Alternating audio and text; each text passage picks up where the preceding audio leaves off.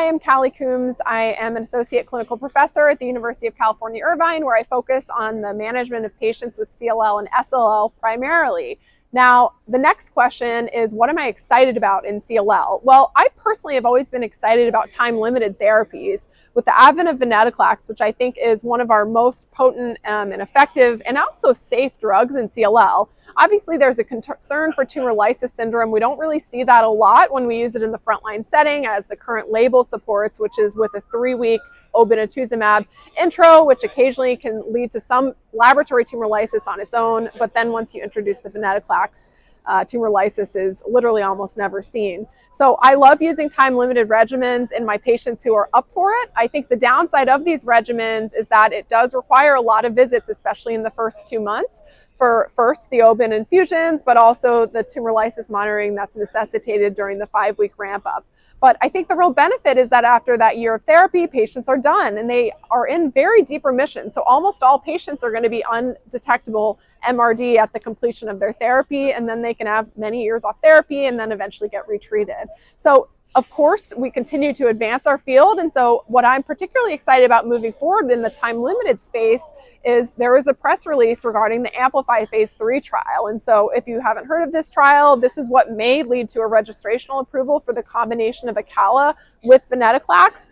The primary endpoint was comparing A plus V to a standard of care regimen of FCR-BR. Now, I will say, obviously, I'm not as excited about the standard of care regimen. I think it's a bit outdated, but nonetheless, I think it's probably pretty obvious to most of us that this trial was going to be positive. If it leads to a registrational approval, I have to say, I think A plus V is going to be a lot more convenient than V plus O.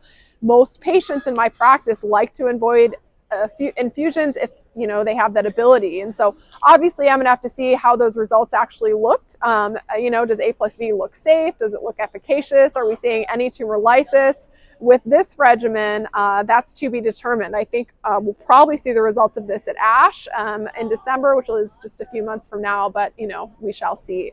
The other interesting part of that study is there was a third arm combining acalaven with obinutuzumab. Now the study is not going to be powered to compare acalaven versus the triplet. I personally have been a skeptic of triplets. I'm not sure it's going to add enough efficacy to kind of add the inconvenience aspect. In addition to, there may be some toxicity aspects to adding the third agent.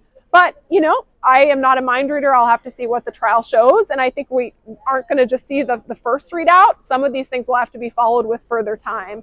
The other thing I'm really excited about is, I think one of the unknowns with time-limited therapy is, well, how do patients respond to retreatment? The data regarding retreatment are somewhat limited, and many of them are kind of biased towards the highest risk patients, meaning those who relapse the soonest. So I think one of the studies I'm very excited about is being led by Matt Davids at the Dana-Farber Cancer Institute. It's called REVENGE or REVENGE, and the idea is that among patients who get a ven regimen in the front line, what happens when we retreat them with ven-obin. And so that data is going to take a while to be generated and then to mature, but I think it'll be great additional support for the idea of time-limited therapy, giving patients a break, but then having more options in our back pocket when relapse eventually happens.